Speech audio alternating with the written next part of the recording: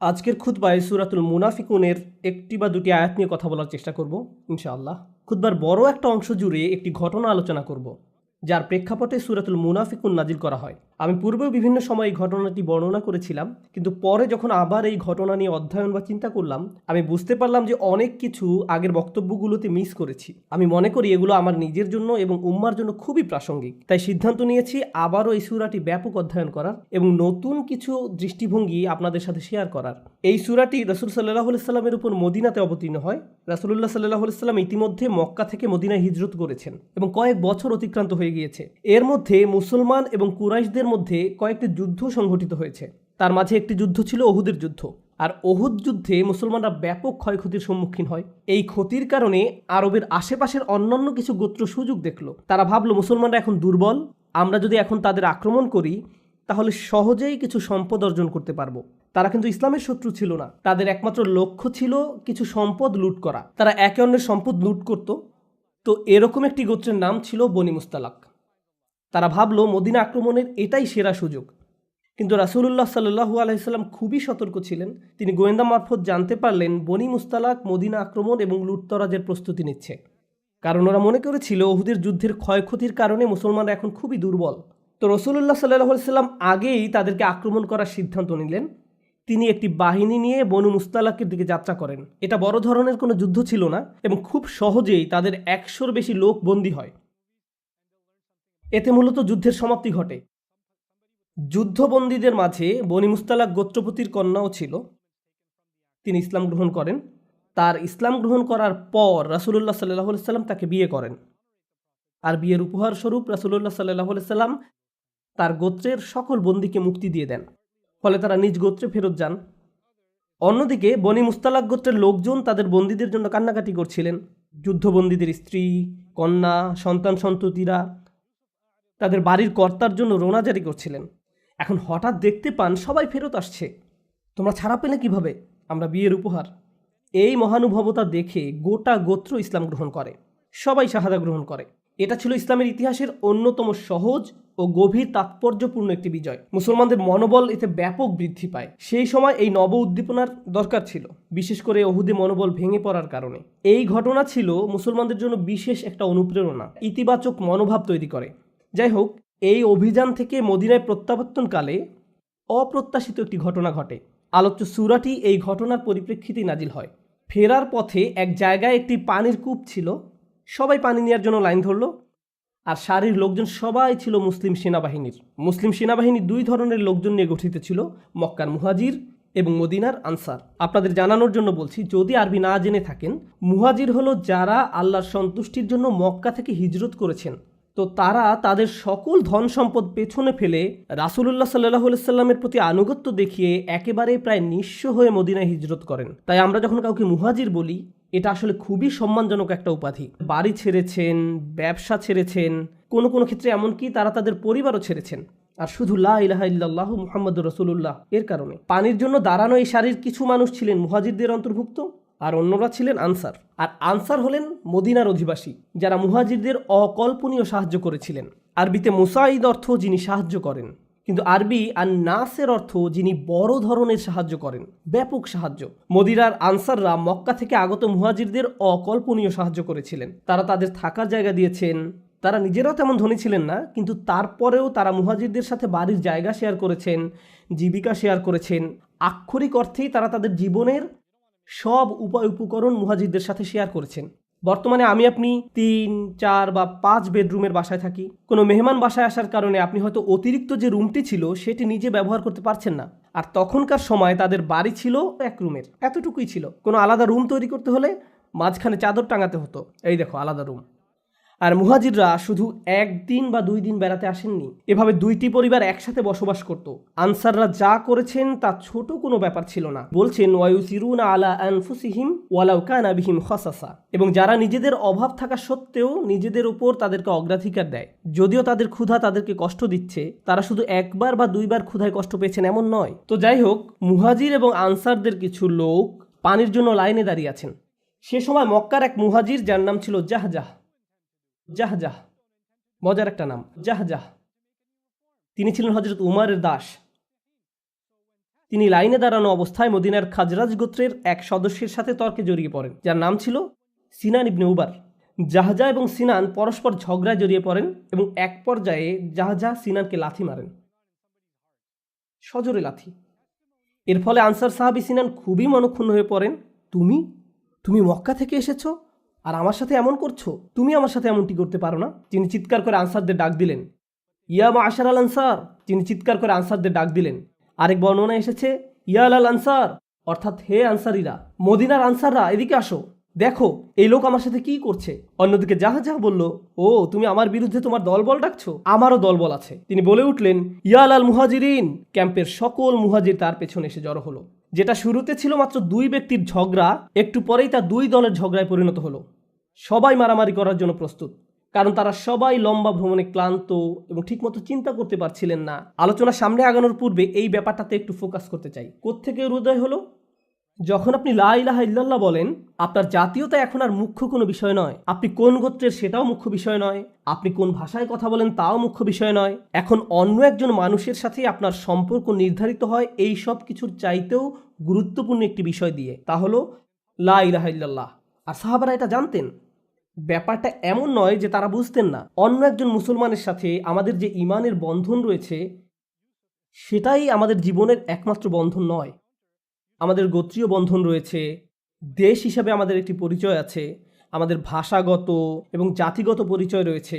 এখন আপনি যদি বাংলাদেশি হয়ে থাকেন আর একজন বাংলাদেশি আপনার কাছে এসে বসে এবং আপনারা দুজন কথা বলতে শুরু করেন, এতে কোনো সমস্যা নেই, কারণ ভাষাগত দিক থেকে আপনাদের মাঝে একটা বন্ধন রয়েছে। এটা প্রাকৃতিক।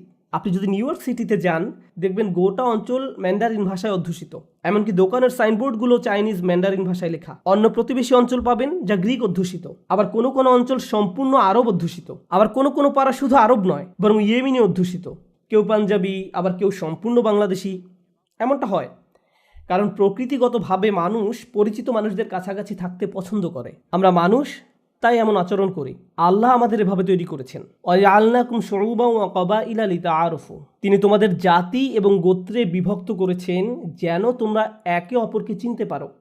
এখন আমি আপনাদের যে ব্যাপারটার উপর ফোকাস করতে বলবো তা হলো, সে সময় ওই দুইজন সাহাবী যে নাম ধরে নিজ নিজ দলের লোকজনকে আহ্বান করেছিল, তা আসলে কোনো জাতিগত নাম ছিল না। এভাবে বলা হয়নি ইয়া আহলাল মক্কা বা ইয়া আহলাল ইয়াসরিব, হে মক্কার মানুষেরা বা মদিনার মানুষেরা। তারা ব্যবহার করেছেন মুহাজিরিন এবং আনসার শব্দদ্বয়। জাতিগত উৎপত্তির সাথে কোনো সম্পর্ক নেই, জাতীয়তার সাথেও এর কোনো সম্পর্ক নেই। এই দুই শব্দের সাথে অঞ্চলগত কোনো সম্পর্কও নেই। সম্পর্ক আসলে অবদানের সাথে।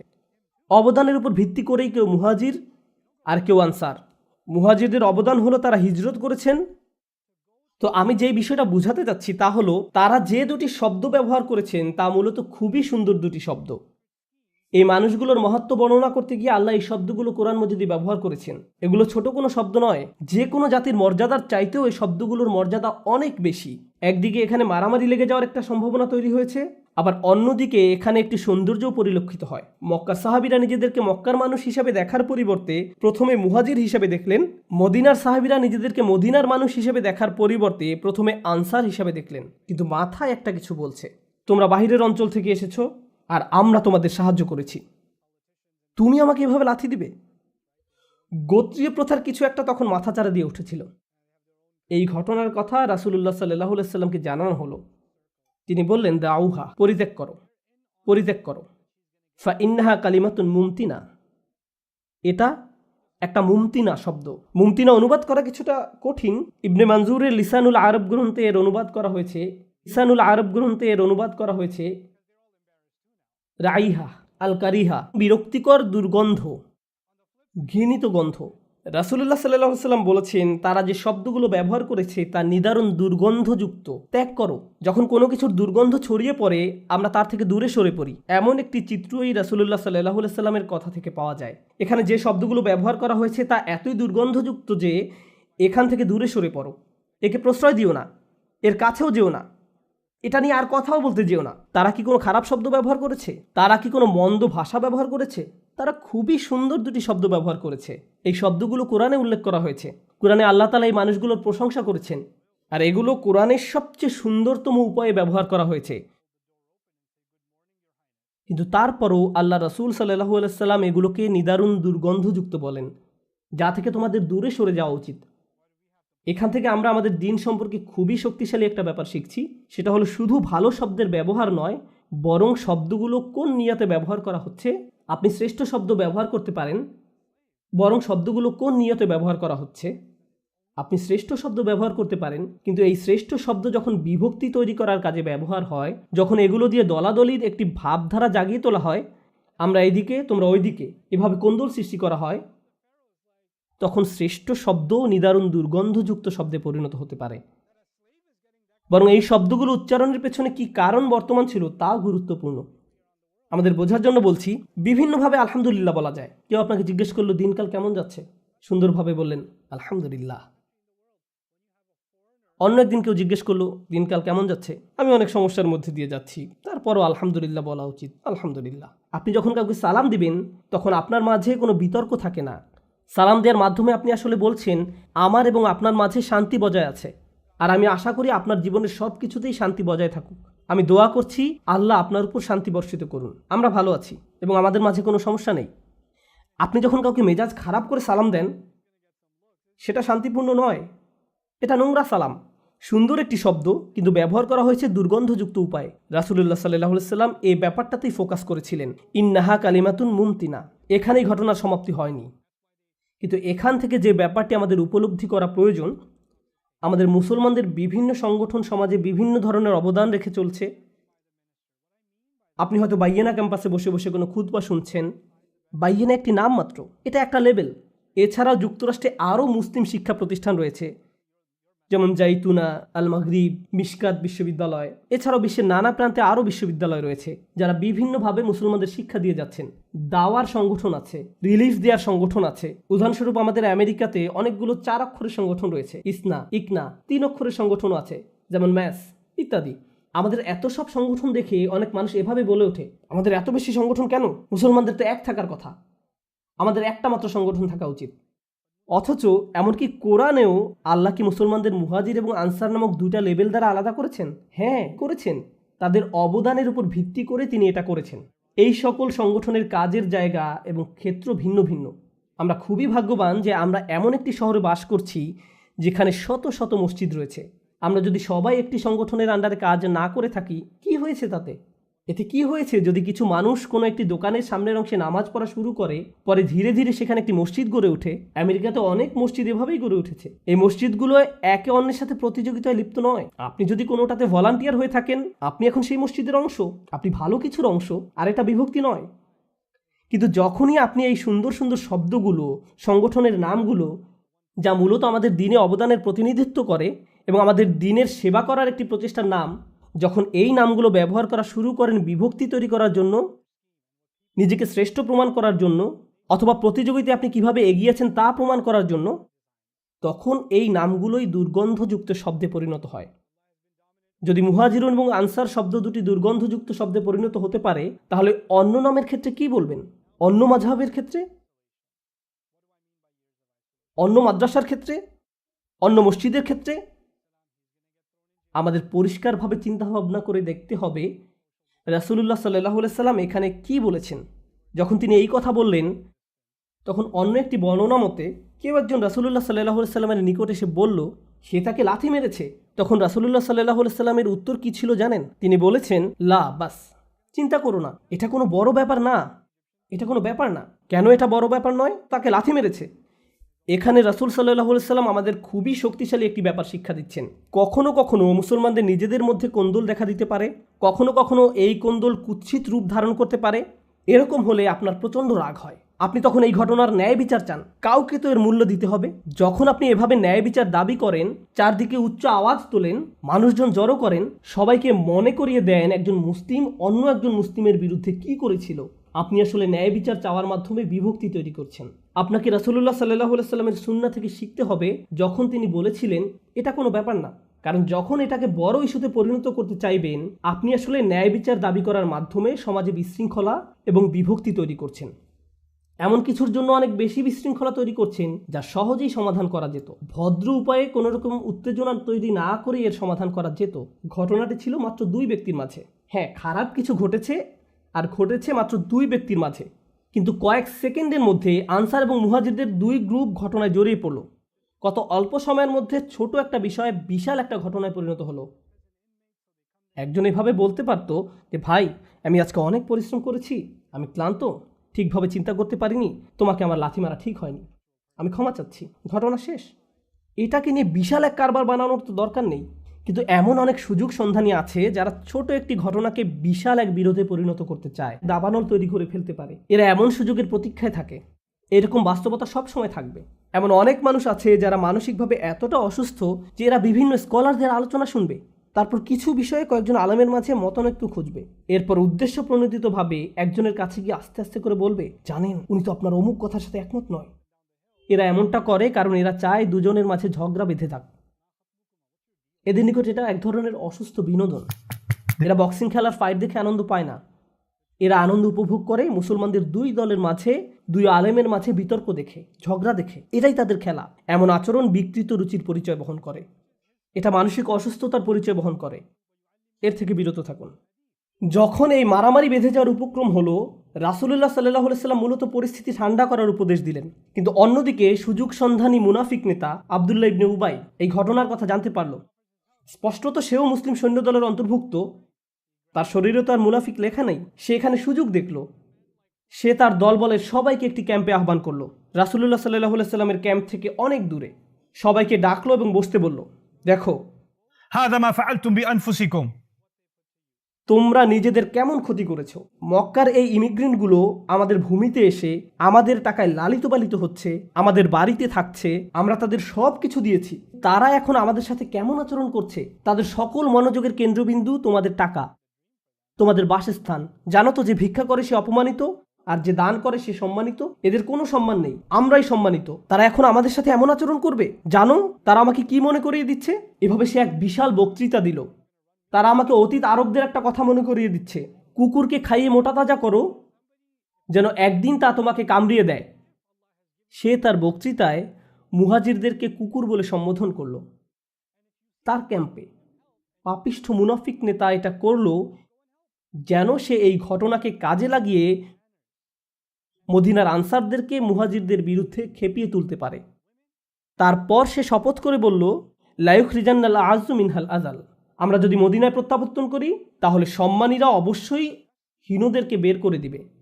সে আল্লাহর নামে শপথ করে বলল, তোমরা যদি এদেরকে টাকা পয়সা দেওয়া বন্ধ করে দাও তাহলে দেখবে তারা অন্য কোথাও আশ্রয় খুঁজে নিবে। লা তুনফিকু আলা মান ইনদা রাসূলিল্লাহ হাত্তা ইয়ানফাদ্দু, তারা এখানে এসেছে শুধু তোমাদের টাকার জন্য। তারপর তোমাদের সাথে এমন ব্যবহার করে। সে এই বিষাক্ত বক্তৃতা দিল, তারা এখানে এসেছে শুধু তোমাদের টাকার জন্য। সে এই বিষাক্ত বক্তৃতা দিল। একদিকে রাসূলুল্লাহ সাল্লাল্লাহু আলাইহি ওয়াসাল্লাম বলছেন, বাদ দাও, এটা একটা দুর্গন্ধযুক্ত শব্দ, এটা নিয়ে বাড়াবাড়ি করো না। আর পক্ষান্তরে এই লোকটা আগুনে তেল ঢালছে। সে চায় আগুন চারিদিকে ছড়িয়ে পড়ুক, কিন্তু সে জানতো না যে তার গোপন মিটিংয়ে একজন ছোট বালক বসে আছে। তিনি ছিলেন যায়েদ ইবনে আরকাম রাদিয়াল্লাহু তাআলা আনহু। 10-12 বছর বয়সের হবে তিনি। তিনিও শ্রোতাদের মাঝে বসে আছেন। এই বিষাক্ত বক্তৃতার পুরোটা শুনলেন। তিনি তার চাচার কাছে ফিরে গেলেন এবং আব্দুল্লাহ ইবনে উবাই যা যা বলেছে সব কিছু তার নিকট বর্ণনা করলেন। তার চাচা রাসূল সাল্লাল্লাহু আলাইহি ওয়াসাল্লামের ক্যাম্পে গেলেন। হযরত ওমরও সেখানে বসা ছিলেন। তিনি বললেন, আব্দুল্লাহ ইবনে উবাই অমুক অমুক কথা বলেছে। তোমাকে কে বলেছে? 10-11 বছর বয়সের জায়েদ। রাসূলুল্লাহ বলতে পারতেন, আচ্ছা, কিন্তু আমরা তো একটা বাচ্চার কথা বিশ্বাস করতে পারি না। না, তিনি কোনো প্রশ্ন করলেন না। জায়েদ বলেছে, ঠিক আছে। হযরত ওমর বললেন, আমি একজনকে চিনি, আম্মার। সে গোপনে তাদের ক্যাম্পে গিয়ে ইবনে উবাইয়ের মাথা কেটে ফেলতে পারবে। আপনি শুধু অনুমতি দিন, আমি এটা সামলাবো। এই কাজের জন্য সঠিক লোককে আমি চিনি। রাসূলুল্লাহ সাল্লাল্লাহু আলাইহি ওয়াসাল্লাম বললেন, লা ইয়া ওমর, লা ইয়া ওমর, না হে ওমর, আমরা এমনটা করতে যাচ্ছি না। কারণ মানুষ বলা বলি করবে মুহাম্মদ তার নিজের লোকদের হত্যা করে। আলোচনা সামনে আগানোর পূর্বে একটা ব্যাপার পরিষ্কার হওয়া জরুরি। হযরত ওমর রাদিয়াল্লাহু তাআলা আনহু কেন হত্যা করার কথা বললেন? এটা কি বর্বর আচরণ নয়? যেমন খ্রিস্টানরা বলে থাকে শরিয়া ল মানুষকে খুন করার কথা বলে। একটি বিষয় এখানে বোঝার চেষ্টা করুন। সবাই এখানে একটি সেনাবাহিনীর অংশ হয়ে অভিযানে যোগদান করেছে। যখন কোনো সেনাবাহিনী অভিযানে যোগদান করে আর এমত অবস্থায় ভেতর থেকে কেউ বিভক্তি তৈরি করার প্রচেষ্টা চালায়, তখন তার কাজগুলো বড় ধরনের বিশ্বাসঘাতকতা এবং গোয়েন্দাবৃত্তি হিসেবে গণ্য করা হয়। যার শাস্তি হলো মৃত্যুদণ্ড, কারণ সে গোটা সেনাবাহিনীকে বিপদে ফেলছে। পৃথিবীর সব সেনাবাহিনীতে এই আইন মানা হয়, প্রাচীনকাল থেকে শুরু করে আজ পর্যন্ত। এমন আচরণকে বড় ধরনের বিশ্বাসঘাতকতা হিসেবে গণ্য করা হয়। তাই হযরত ওমর যখন তাকে হত্যা করার কথা বলছেন, তিনি কোনো ইসলামী আইন প্রয়োগের কথা বলছেন না।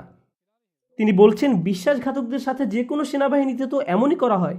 কিন্তু রাসূলুল্লাহ সাল্লাল্লাহু আলাইহি ওয়াসাল্লাম বলছেন, না, আমরা এমনটা করব না ওমর। যদিও সে এই শাস্তি পাওয়ার যোগ্য ছিল, কেউ এতে কোনো আপত্তি জানাতো না, এটাই তো করার কথা। কিন্তু রাসূল সাল্লাল্লাহু আলাইহি ওয়াসাল্লাম এমনটি করলেন না। তিনি ইবনে উবাইকে ডেকে পাঠালেন, তাকে ডাকো, দেখি সে কি বলে। ইবনে উবাই জানতো না যে রাসূলুল্লাহ সাল্লাল্লাহু আলাইহি ওয়াসাল্লাম জেনে যাবেন। ইবনে উবাই রাসূলুল্লাহ সাল্লাল্লাহু আলাইহি ওয়াসাল্লামের ক্যাম্পে আসলো, আর বালক জায়েদ ইবনে আরকাম রাদিয়াল্লাহু তাআলা আনহু ছিলেন ক্যাম্পের বাহিরে। তিনি জানতেন না যে ভেতরে কি হচ্ছে। আপনাদের মনে আছে তো, তার চাচা রাসূল সাল্লাল্লাহু আলাইহি ওয়াসাল্লামের কাছে গিয়ে ব্যাপারটা বলেছিল। বালক জায়েদ জাননি। আব্দুল্লাহ ইবনে উবাই রাসূলুল্লাহ সাল্লাল্লাহু আলাইহি ওয়াসাল্লামের কাছে গিয়ে উচ্চ আওয়াজে শপথের পর শপথ করে সবকিছু অস্বীকার করলো। আল্লাহি, কে আমার বিরুদ্ধে এই মিথ্যা রটিয়েছে? আমি বিশ্বাস করি আপনি আল্লাহর রাসূল। কেন আমি আপনার বিরুদ্ধে এমন কথা বলতে যাব? আমি কেন আমার ভাইদের বিরুদ্ধে এমন কিছু বলতে যাব? আমি কত ত্যাগ স্বীকার করেছি। আমি যুদ্ধ করতে এসেছি, আসিনি। আপনি কিভাবে আমাকে এমন প্রশ্ন করতে পারেন? আমার কথার উপর আপনি কার কথাকে প্রাধান্য দিচ্ছেন? আমি কি নিজেকে প্রমাণ করিনি? এভাবে রাসূল সাল্লাল্লাহু আলাইহি ওয়াসাল্লামকে লেকচার দিতে লাগলো, তার গলার স্বর উঁচু করে। রাসূলুল্লাহ সাল্লাল্লাহু আলাইহি ওয়াসাল্লাম বললেন, তুমি যেতে পারো, আমি আর কোনো ননসেন্স শুনতে চাই না, তুমি চলে যেতে পারো। তিনি তার সাথে তর্কে গেলেন না। আমরা এখানে অন্য কিছু শিখছি। এমন অনেক মানুষের সন্ধান পাবেন যারা সমস্যা তৈরি করবে, তারপর আপনি যখন তাদের এই ব্যাপারে প্রশ্ন করতে যাবেন, তারা চিৎকার চেঁচামেচি শুরু করবে, খুবই উচ্চস্বরে জবাব দিবে। আর যখন কেউ এভাবে উচ্চস্বরে কথা বলবে, তখন রাসূলুল্লাহ সাল্লাল্লাহু আলাইহি ওয়াসাল্লামের সুন্নাহ কি? এটাই সুন্নাহ। তাকে যেতে দাও, ঠিক আছে, তুমি যেতে পারো। যখন রাসূল সাল্লাল্লাহু আলাইহি ওয়াসাল্লাম তাকে চলে যেতে দিলেন, জায়েদ ইবনে আরকাম ছিলেন ক্যাম্পের বাহিরে। ইবনে উবাইকে চলে যেতে দেখে ভাবলেন, কি, তার কিছুই হয়নি? আমি তো বলেছি, তারপরেও তার কিছুই হয়নি। জায়েদ বর্ণনা করেন, আসাবানি হাম্মুন লাম ইউসিবনি কাত, মারাত্মক এক দুঃখ আমাকে আক্রান্ত করলো। আমি এই দিনের মতো জীবনে আর কোনোদিন এত দুঃখ ভারাক্রান্ত হইনি। তিনি বলেন, সাদ্দাকাহু রাসূলুল্লাহ ওয়া কাযাবানি, রাসূল সাল্লাল্লাহু আলাইহি ওয়াসাল্লাম তার কথাকে সত্য মনে করলেন আর আমাকে মনে করলেন মিথ্যা। কারণ আমি তো একটি বাচ্চা ছেলে। তিনি আমাকে বিশ্বাস করেননি। কিন্তু এখানে আসল ব্যাপারটা তা নয়। আসল ব্যাপার হলো রাসূলুল্লাহ সাল্লাল্লাহু আলাইহি ওয়াসাল্লাম জায়েদের কথা শোনা মাত্রই বিশ্বাস করেছিলেন, কিন্তু জায়েদ ব্যাপারটা জানতেন না। এরপর তিনি বলেন, আমি আমার তাঁবুতে ফিরে গেলাম এবং শুয়ে শুয়ে কাঁদতে লাগলাম। শিশুটি শুয়ে শুয়ে কাঁদতে লাগলো। এদিকে জায়েদের মনে কি হচ্ছে রাসূলুল্লাহ সাল্লাল্লাহু আলাইহি ওয়াসাল্লাম তা জানতেন না। তারপর আল্লাহ সুবহানাহু ওয়া তাআলা সূরাতুল মুনাফিকুন অবতীর্ণ করেন। এই খুতবা সূরাতুল মুনাফিকুন নিয়ে। আল্লাহ আযজা ওয়া জাল্লা সূরা মুনাফিকুনের 2 আয়াতে জায়েদের কথা হুবহু উদ্ধৃতি করেছেন। জায়েদ তার চাচার কাছে গিয়ে বলেন, তার চাচা রাসূল সাল্লাল্লাহু আলাইহি ওয়াসাল্লামের কাছে গিয়ে বলেন, তারা বলেছে, লা ইর রাজা'না ইলাল মাদিনাতি লা ইখরিজান্নাল আ'আযু মিনহাল আযাল। এটা হলো আব্দুল্লাহ ইবনে উবাইয়ের কথা। আমরা যদি মদিনায় প্রত্যাবর্তন করি, তাহলে সম্মানীরা অবশ্যই হীনদেরকে সেখান থেকে বহিষ্কার করবে। আর কোরআন বলছে, ইয়াকুলুনা লা ইর রাজা'না ইলাল মাদিনাতি লা ইখরিজান্নাল আ'আযু মিনহাল আযাল ওয়ালিল্লাহিল ইজ্জাতু ওয়া লিরাসূলিহি ওয়াল মুমিনিন। সুবহানাল্লাহ। হুবহু জায়েদের বর্ণিত এই কথা কোরআনে এসেছে। সে জানিয়েছিল, মুনাফিকরা আরও বলেছে, রাসূলের সঙ্গী সাথীদের জন্য অর্থ ব্যয় করো না। লা তুনফিকু আলা মান ইনদা রাসূলিল্লাহ হাত্তা ইয়ানফাদ্দু। আয়াত এসে গেল, হুমুল্লাযীনা ইয়াকুলুনা লা তুনফিকু আলা মান ইনদা রাসূলিল্লাহ হাত্তা ইয়ানফাদ্দু। যখন রাসূলুল্লাহ সাল্লাল্লাহু আলাইহি ওয়াসাল্লামের নিকট সূরা অবতীর্ণ হলো, তিনি জায়েদকে ডাকতে বললেন। সে একা একা কাঁদছিল। তিনি জায়েদকে ডাকলেন, বসতে বললেন, তার হাঁটুর উপর হাত রাখলেন, তারপর বললেন, লাকাদ সাদাকাল্লাহ, অর্থাৎ আল্লাহ তোমাকে সত্যবাদী প্রমাণ করেছেন। তিনি জায়েদের নিকট সম্পূর্ণ সূরা তিলাওয়াত করে শোনালেন। 11 বছরের এই বাচ্চার নিকট অন্য কেউ এই সূরা শোনার পূর্বে জায়েদ শুনল। এই সূরার অসংখ্য উদ্দেশ্য রয়েছে। এর অন্যতম একটি অন্তর্নিহিত উদ্দেশ্য হলো এই শিশুর মন ভালো করে দেয়া। এই শিশু যে ঘটনার কথা জানিয়েছিল, এই সূরার ভেতরে শিক্ষার পর শিক্ষা। সুবহানাল্লাহ। এই সূরার ভিতরে শিক্ষার পর শিক্ষা, শিক্ষার পর শিক্ষা রয়েছে, এবং এই গভীর তাৎপর্যপূর্ণ ছোট্ট ঘটনার ভেতরে। আর সূরার আয়াত সংখ্যা মাত্র 11। উপসংহারে এসে যে বিষয়টার উপর জোর দিতে চাই তা হলো, এই সম্পূর্ণ ঘটনাটি একটি বিষয়বস্তু দ্বারা সংযুক্ত, আর তা হলো অন্তরের কোমলতা। বিশ্বাসীদের ভাই ভাই হয়ে থাকার কথা, ইন্নামাল মুমিনুনা ইখওয়াহ। কিন্তু এই ভ্রাতৃত্ববোধ ধ্বংস করে দেয়া খুবই সহজ, খুব সহজ। বেশি কিছু লাগে না। কখনো কখনো এমনকি গালি দেওয়ারও দরকার হয় না, ভালো শব্দও যদি খারাপ ইঙ্গিতে বলা হয়, আল্লাহ আমাদের অন্তরে যে জিনিসটি দিয়েছেন, ফাআল্লাফা বাইনা কুলুবিকুম, তোমাদের পরস্পরের অন্তরে তিনি যে ভালোবাসা তৈরি করে দিয়েছেন, অনেক যত্ন দিয়ে এর সংরক্ষণ করতে হবে। বিশেষ করে এই কথা তাদের জন্য অনেক বেশি প্রযোজ্য যারা যে কোনোভাবে দিনের সেবা করে যাচ্ছেন। আপনি হয়তো স্বেচ্ছাসেবামূলক কাজ করছেন, কোনো ইসলামী সংগঠনের সদস্য হয়ে কাজ করছেন, তখন আপনাকে অনেক বেশি সতর্ক থাকতে হবে যেন আপনারা একটি গ্যাংয়ে পরিণত না হন যারা অন্যদের সম্মানহানি করে কথা বলে। অতিরিক্ত সতর্ক থাকতে হবে। আপনি যদি এই কোমলতা উপলব্ধি করতে পারেন, তাহলে পরবর্তী পর্যায়ের স্পর্শকাতর বিষয়টিও উপলব্ধি করতে পারবেন। আর তা হলো, আমরা এমনকি শিশুদের কথাকেও ফেলে দেই না। শিশুদের প্রতি আমরা তাদের অবজ্ঞা করি না, তারা আল্লাহর এক আশীর্বাদ। বর্তমানে কি বক্তব্য দেওয়ার সময় শ্রোতাদের মাঝে যদি কোনো শিশু থাকে, আমরা বলে উঠি, আপনারা কি একটু দয়া করে বাচ্চাদের নীরব রাখতে পারবেন? তাদেরকে কি অন্য কোনো রুমে রাখা যায় না? Sound proof, bullet proof, oxygen proof কোনো জায়গায় কি তাদের রাখা যায় না? এমনকি শ্রোতাদের মাঝে কোনো শিশু থাকলে অনেক সময় বক্তাও বড়রা আলোচনা বুঝলো কিনা তার চেয়েও বেশি উদ্বিগ্ন থাকে বাচ্চারা যেন কোনো শব্দ না করে। এটা নিয়েই তিনি চিন্তিত থাকেন। আর এই সম্পূর্ণ ঘটনাটি ঘটছে বালক জায়েদের অবদানের উপর নির্ভর করেই। তার অবদানের উপর আমাদের শিশুদের অবদানকে ছোট করে দেখবেন না, তাদের মূল্য অস্বীকার করবেন না। তাদেরকে মসজিদে নিয়ে আসবেন, নিজেদের পাশে বসিয়ে খুতবা শোনাবেন, আর এটাকে ছোট করে দেখবেন না। বাচ্চাদের নিয়ে আসলে তাদের পাশে বসুন, তাদেরকে তাদের মতো ছেড়ে দিবেন না, তাদের পাশে বসুন এবং তাদেরকে মসজিদে বসার আদব শিক্ষা দিন। কোনো দার্সে গেলে তাদের সাথে করে নিয়ে যান। হয়তো আলোচনার কিছু অংশ তাদের মাথায় জমা থাকবে এবং 15 বছর পরে তাদের জীবনে কাজে লাগাবে। আপনি জানেন না কোনটা তার মাথায় থাকবে। আল্লাহ আজ্জা ওয়া জাল্লা আমাদেরকে একে অন্যের প্রতি কোমল করে দিন এবং আমরা যেন অন্য ভাইয়ের সাথে পরিষ্কার মন নিয়ে আচরণ করতে পারি। আল্লাহ আজ্জা ওয়া জাল্লা আমাদেরকে তাদের অন্তর্ভুক্ত না করুন যারা ভুলে যায় দিনের প্রতি সত্যিকারের অবদান হলো আল্লাহ আজ্জা ওয়া জাল্লার প্রতি আন্তরিকতা। বারাকাল্লাহু লি ওয়া লাকুম। আসসালামু আলাইকুম ওয়া রাহমাতুল্লাহ।